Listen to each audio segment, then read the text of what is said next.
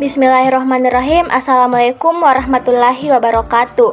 Perkenalkan, nama saya Asti, kelas M213 nomor NIM 210407501036, Fakultas Ilmu Pendidikan Universitas Negeri Makassar. Pada video kali ini, saya akan menjelaskan mengenai bagaimana perkembangan teknologi telepon seluler atau biasa disebut sebagai handphone. Pada bagian pertama, saya akan membahas mengenai apa itu telepon seluler.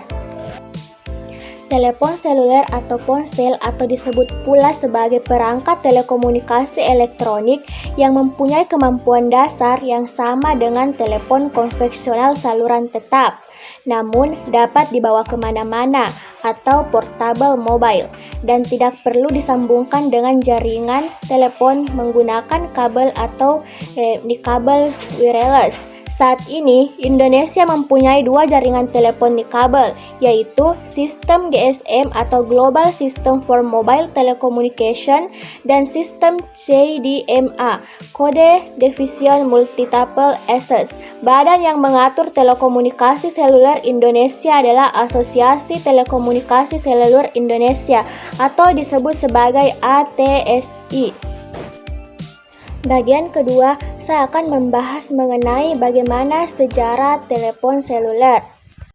Penemu sistem telepon genggam yang pertama adalah Martin Chopper, seorang karyawan Motorola pada tanggal 3 April 1973. Walaupun banyak disebut-sebut penemu telepon genggam adalah sebuah tim dari salah satu divisi Motorola atau divisi tempat Chopper bekerja. Dengan model pertama adalah Dyna TAC. Ide yang dicetuskan oleh Chopper adalah salah satu alat komunikasi yang kecil dan mudah dibawa bepergian secara fleksibel.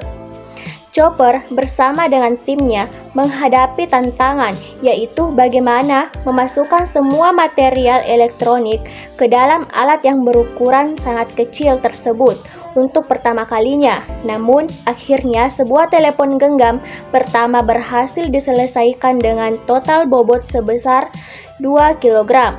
Untuk memproduksinya, Motorola membutuhkan biaya setara dengan $1 juta pada tahun 1983. Telepon genggam portable berharga 36 juta, setara dengan $10.000 atau 90 juta rupiah. Setelah berhasil memproduksi telepon genggam, tantangan terbesar berikutnya yaitu bagaimana caranya mengadaptasikan infrastruktur untuk mendukung sistem komunikasi telepon genggam tersebut dengan menciptakan sistem jaringan yang hanya membutuhkan HMZ spektrum setara dengan 5 channel TV yang tersalur ke seluruh dunia. Tokoh lain yang diketahui sangat berjasa dalam sistem komunikasi seluler adalah Amos Joel Jr. yang lahir di Finlandia 12 Maret 1918. Ia memang diakui dunia sebagai pakar dalam bidang switching. Ia mendapatkan ijazah Bachelor 1940 dan Master 1942 dalam teknik elektronik dari MIT. Setelah studi, ia mulai berkarir selama 43 tahun, dari Juli 1940 sampai Maret 1983. Di bidang komunikasi, khususnya bidang switching, Amos Joel Jr. membuat sistem sambungan atau switching ponsel dari satu wilayah ke wilayah lainnya. Switching ini harus bekerja ketika pengguna ponsel bergerak atau berpindah dari satu sel ke sel sehingga membicara tidak putus. Karena penemu Amos Joel inilah penggunaan telepon menjadi semakin nyaman. Selanjutnya yaitu fungsi dan fitur telepon seluler. Yang pertama, selain berfungsi untuk mendapatkan dan menerima panggilan telepon umum, juga mempunyai fungsi mengirim dan menerima pesan singkat atau short messenger service atau SMS. Ada pula penyediaan jasa telepon genggam di beberapa negara yang menyediakan layanan generasi ketiga atau 3G dengan menambahkan jasa video phone sebagai alat pembayaran maupun television online di telepon genggam mereka. Sekarang, telepon genggam menjadi gadget yang multifungsi. Kemudian, yang kedua yaitu mengikuti perkembangan teknologi digital. Kini ponsel juga dilengkapi dengan berbagai fitur, seperti bisa menangkap video siaran radio dan televisi, perangkat lunak, memutar audio atau MP3 dan video kamera digital, game, dan layanan internet. Kemudian, yang ketiga yaitu, selain fitur-fitur tersebut, ponsel sekarang sudah ditanamkan fitur komputer. Jadi, di ponsel tersebut, orang bisa mengubah fungsi ponsel tersebut menjadi mini komputer.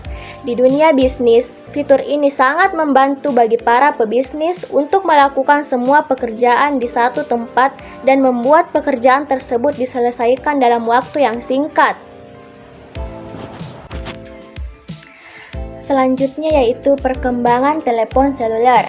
Adapun perkembangan telepon seluler dari zaman ke zaman yaitu yang pertama generasi 0 yaitu Heideltelki SCR 536, generasi 1 telepon genggam generasi 4G, generasi 2 telepon genggam tahun 1996, generasi 3 ponsel 3G, generasi 4 ponsel tersebut disebut juga sebagai generasi 4 generation.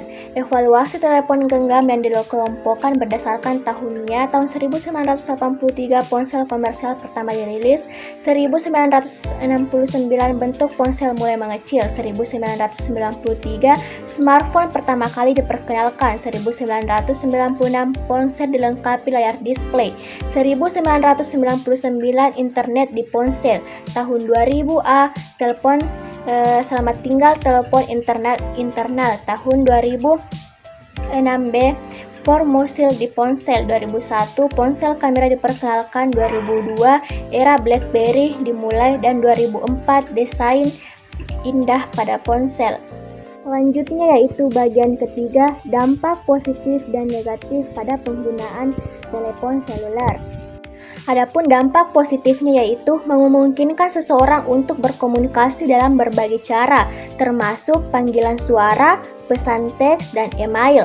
Berkomunikasi melalui teks memungkinkan seseorang untuk melakukan percakapan dengan orang lain yang mungkin tidak tepat untuk dilakukan di depan umum atau di acara tertentu. Dengan terciptanya telepon seluler atau smartphone, pengguna dapat mengakses akun jenjang sosial melalui handphone yang mereka miliki, meningkatkan jumlah metode di mana seseorang dapat berkomunikasi. Adapun dampak negatifnya yaitu dapat menimbulkan pengguna telepon terlalu lama akan mengganggu kesehatan penggunanya. Hal ini disebabkan oleh gelombang elektromagnetik yang keluar dari handphone. Handphone dengan sinyal yang tidak teratur juga tidak baik bagi kesehatan. Ketika handphone sedang mencari sinyal, radiasi yang keluar justru semakin kuat. Ada dua penyakit yang timbul akibat sering menggunakan handphone, yaitu penyakit Alzheimer atau kepikunan dini dan penyakit tumor non-kanker. Adapun bagian keempat yaitu bagaimana cara mengatasi penyalahgunaan penggunaan telepon seluler. Adapun tips mengatasi kecanduan telepon, yang pertama batasi penggunaan telepon, yang kedua tetapkan wilayah-wilayah bebas telepon, yang ketiga melakukan aktivitas di luar rumah, yang keempat perbanyak bersosialisasi, yang kelima ganti telepon dengan buku. Adapun yang keenam yaitu belajar menyeimbangkan waktu. Sekian dan terima kasih. Assalamualaikum warahmatullahi wabarakatuh.